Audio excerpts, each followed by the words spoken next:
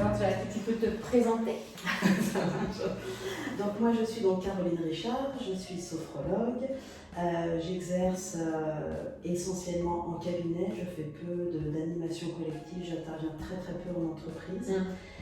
J'ai une spécialisation sur l'accompagnement des enfants, des ados et une spécialisation sur l'accompagnement des personnes qui sont malades du cancer. Ouais. J'exerce mon cabinet situé au sein de l'hôpital de Jouarre. Et je suis bénévole pour la Ligue contre le cancer depuis 2019, si je ne dis pas de bêtises. D'accord. Et installée au niveau de ton métier Depuis 2017, sachant que j'ai commencé au début à Paris et je suis vraiment ici depuis 2018. D'accord. Donc depuis 2018, tu exerces en tant qu'indépendante. Oui. Tu attends un an et hop, tu fais une rencontre pour faire cette formation, parce que ça demande en plus une formation. En fait, ça a toujours été vraiment quelque chose qui m'intéressait. Donc la spécialisation en neurologie, je l'avais déjà prévue de longue date. Pour moi, ça a toujours été une évidence que je doive intervenir sur ce secteur et que je sois bénévole pour la Ligue. Pour moi, ça a toujours été évident. Donc c'est moi qui ai fait la démarche, c'est moi qui ai été voir la Ligue en disant si vous avez besoin, je suis dispo. Oui, je pense que le bénévolat pour la Ligue a dû commencer soit fin 2018, soit début 2019. D'accord. Et du coup, il y a une formation, comment ça se passe concrètement? Parce que du coup, tu rentres en contact avec une personne et puis il y a un cheminement pour... Alors au niveau des écoles de sophrologie, certaines proposent effectivement des modules de spécialisation, parce que c'est tout sauf évidemment. Moi, j'avais une facilité puisque moi, à la base, je suis docteur en biologie, donc j'ai travaillé pendant plus de 15 ans en contact avec l'industrie pharma, sur le développement de médicaments, etc. Donc les aspects biologiques de la maladie, je les connaissais. Et après, au niveau de la Ligue, chaque nouveau bénévole en fait reçoit une formation justement pour pouvoir accompagner au mieux les malades et les proches. Oui. Parle-nous un petit peu des proches, qu'on appelle aussi les aidants. Oui. Alors, par rapport à ce que moi je fais en sophrologie, effectivement, la sophro, elle aide les malades, ça c'est évident, peut-être qu'on en reparlera un peu plus après, mais elle aide aussi beaucoup les proches. Parce que le proche doit être fort, doit être le Superman qui montre que tout va toujours très très bien, qu'il est toujours présent, sauf qu'il y a forcément des craintes, il y a forcément des inquiétudes qu'on n'ose pas dire. Il y a une fatigue, et physique et morale, qu'on ne laisse pas forcément s'exprimer. Il y a beaucoup de stress avant chaque examen, avant chaque résultat, avant chaque nouveau planning, etc. Pour les deux, quoi. Complètement. Complètement. Et en plus, il a cette espèce de cap, puisque moi, je ne suis pas malade. Moi, je vais porter, moi, je vais être présent, moi, je vais être toujours là. Peut-être une culpabilité quelque part? De ne pas faire assez, de pas... C'est ça, de ne pas faire assez, ça certainement. De ne pas savoir quoi faire de plus. Je suis là, mais en fait, je ne fais pas grand-chose. Alors que le fait d'être là, c'est quelque chose d'énorme. C'est vraiment quelque chose d'énorme. Et du coup, avec la sophro, on va aider aussi les proches, les aidants à s'apaiser, à se libérer de cette culpabilité, parce que oui, c'est déjà beaucoup. Aussi à exprimer des craintes, des inquiétudes, à se libérer de certains tabous.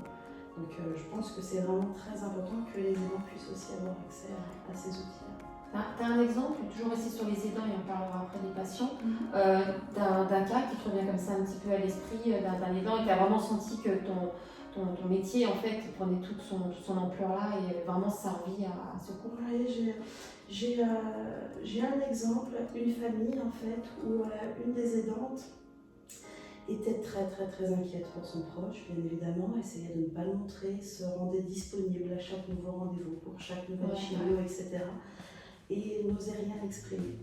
Et cette personne-là, en fait, on est arrivé à ne plus dormir, ou très très peu, avec énormément de cogitation, énormément de fatigue, ce qui rendait du coup encore plus difficile à supporter cette situation-là, moralement j'entends. Et en fait, on a travaillé en séance pour déjà retrouver un sommeil de qualité.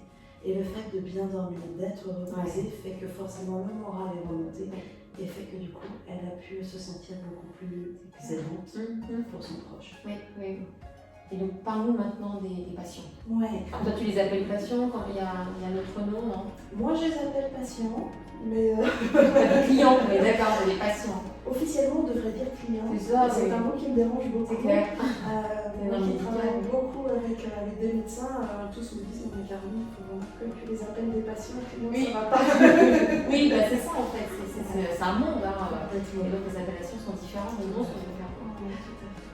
Alors, pour les patients, en fait, au niveau de la sophro, on va intervenir à différents niveaux. Ça peut être au niveau du diagnostic, l'annonce du diagnostic, et comment je gère ce raz-de-marée, comment je digère ça, comment. Et puis après, toute la phase en fait de la mise en place des soins, etc. Avec toujours garder le moral, rester motivé pour le traitement.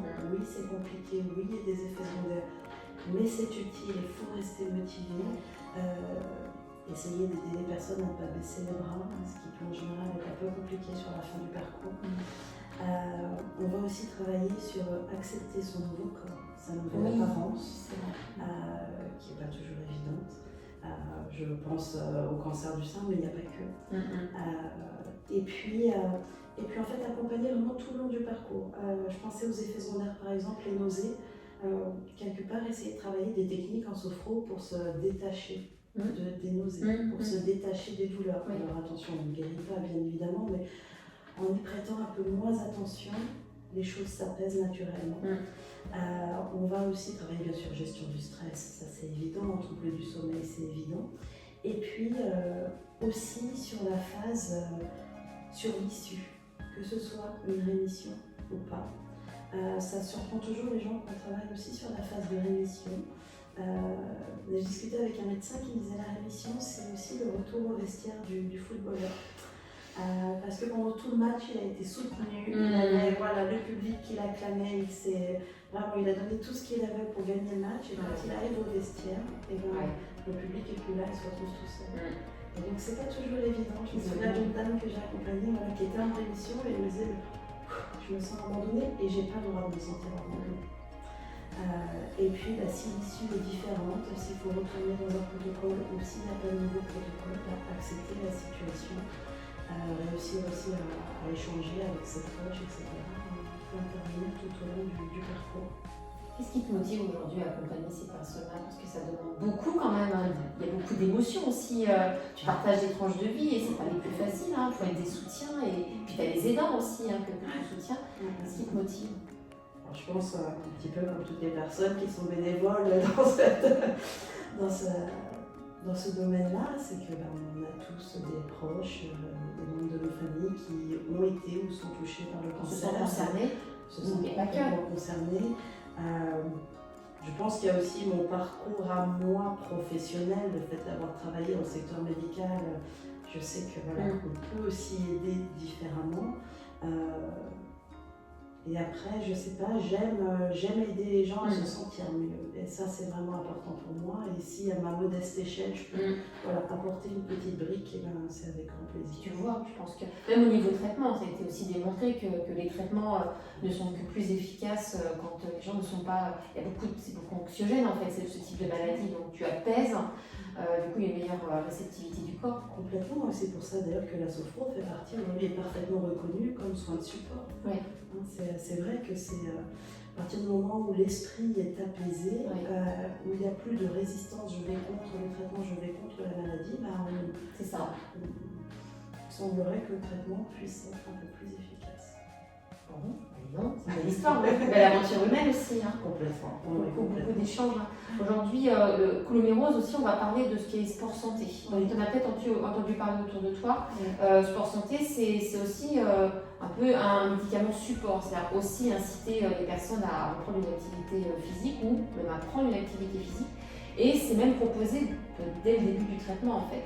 Est-ce que tu as un retour d'expérience là-dessus et tu peux témoigner aussi que le sport fait partie aussi pour le corps en fait d'un soutien, d'un support? Oui, j'ai peu d'expérience dessus, mais je n'ai pas encore assez... c'est encore peu développé, mais dans ma carrière précédente, je travaillais beaucoup avec des juifs.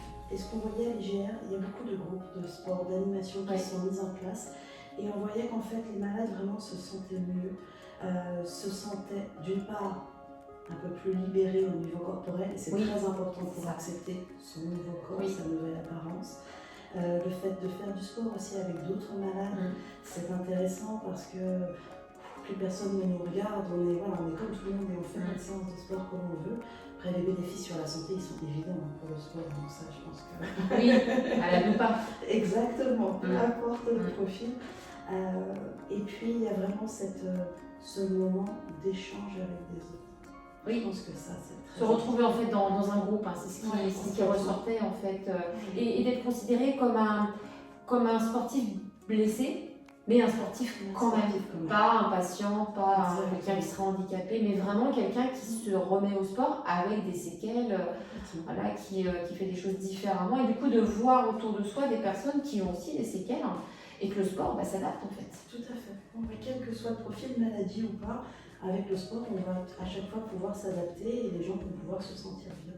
Et c'est important de voir que peut-être que cette personne-là n'est pas malade, mais n'a pas fait de sport depuis 20 ans et c'est aussi difficile pour elle que pour moi. Oui. Et donc on va adapter les mouvements, on va faire les mouvements en conséquence. Tout à fait. Tout ce qui est cancer du sein, c'est par rapport à la mobilité des bras. Et 30% de récidive en moins à la pratique du sport, tu confirmes, c'est des statistiques officielles. C'est clair. C'est pas rien quand même, ça peut sauver des vies en fait, le sport. Et je pense que tous ces supports en fait, ces thérapies ou ces incitations à faire des activités ou à consulter des activités thérapeutes comme toi, c'est vraiment important, il faut savoir que ça existe, on n'y pense pas. Et puis à côté de ça, on peut faire aussi un appel à d'autres bénévoles, sophrologues ou d'autres thérapies, parce que comme le disait Joël Écart, c'est qu'ils sont portes ouvertes dans les hôpitaux. Il manque du bénévole. Disons que vous pouvez faire un appel aux bénévoles. Ce que je peux dire, c'est que quand moi j'ai commencé donc à l'hôpital de Coulommiers, je me souviendrai toujours ma première intervention. Toute l'équipe hospitalière du service médecine de jour, s'ils avaient pu me prendre dans leurs bras, c'est vraiment quelque chose qu'ils auraient fait. Et tous m'ont dit, mais on vous attendait, Caroline, merci d'être là, on vous attendait, on a besoin de vous. Et c'est vrai que en tant que bénévole, on ne peut pas consacrer 100% de notre temps au bénévolat. Moi, j'y vais le vendredi matin. C'est sûr que si on avait d'autres bénévoles pour intervenir sur d'autres jours, parce que du coup, on limite vraiment le nombre de personnes qui peuvent y avoir accès, ça serait vraiment super. C'est une expérience extrêmement enrichissante. Contrairement à ce qu'on pense, on ne repart pas forcément avec les soucis des autres. Oui. On repart avec beaucoup de gratitude d'avoir pu aider, d'avoir pu amener un sourire, d'avoir pu détendre quelqu'un. Et c'est pas forcément je rentre et j'ai le moral dans les chaussettes, loin de là. D'accord. Et il y a énormément de personnes qui sont à l'hôpital et qui ont un super moral et avec qui je me souviens de discussions sur des recettes, de rigolades, etc. Où on regardait la montre en disant « Ouh là là, faut qu'on commence à s'offrir ». Oui, parce que ça reste des moments de partage et d'échange au final. Complètement. Ouais, complètement. Et c'est vraiment, on est très très bien accueillis à l'hôpital. Alors bien évidemment, il faut s'adapter au rythme de l'hôpital, il ne faut pas gêner les soins, mais on peut vraiment échanger avec l'équipe et dire voilà, là si je commence maintenant, est-ce que c'est ok, est-ce qu'il faut que j'attende 5 minutes et l'équipe elle est parfaitement ouverte, enfin, c'est vraiment, je ne vais pas dire simple, mais ils sont très très accueillants, ils sont très en nous. Donc on est accueillis, on aide et on reçoit tellement finalement. Exactement. Et voilà, c'est ça. On reçoit beaucoup plus que ce qu'on ne s'en rend pas compte, mais c'est complètement ça. Complètement. Super. Merci, je pense qu'on est très bien. Merci Caroline, donc sophrologue à Jouarre, à l'hôpital de Jouarre, mais indépendante. Et avec une casquette bénévolat très importante qui te nourrit complètement. Petit mot pour la fin. Peut-être un petit mot pour les personnes qui n'oseraient pas faire de sophro à l'hôpital, pour dire que je peux aussi recevoir ici au cabinet, toujours dans le cadre de la Ligue, pour faire des séances individuelles ou de groupe que j'ai déjà fait, et que les gens n'hésitent pas à m'appeler. Alors ça sera dans mon cas forcément le vendredi matin, parce que le reste du temps c'est pour le reste des consultations, mais la porte est ouverte et qu'ils n'hésitent vraiment pas à appeler. Voilà, le message est passé. Merci Caroline. Merci. Super, bon, c'est super.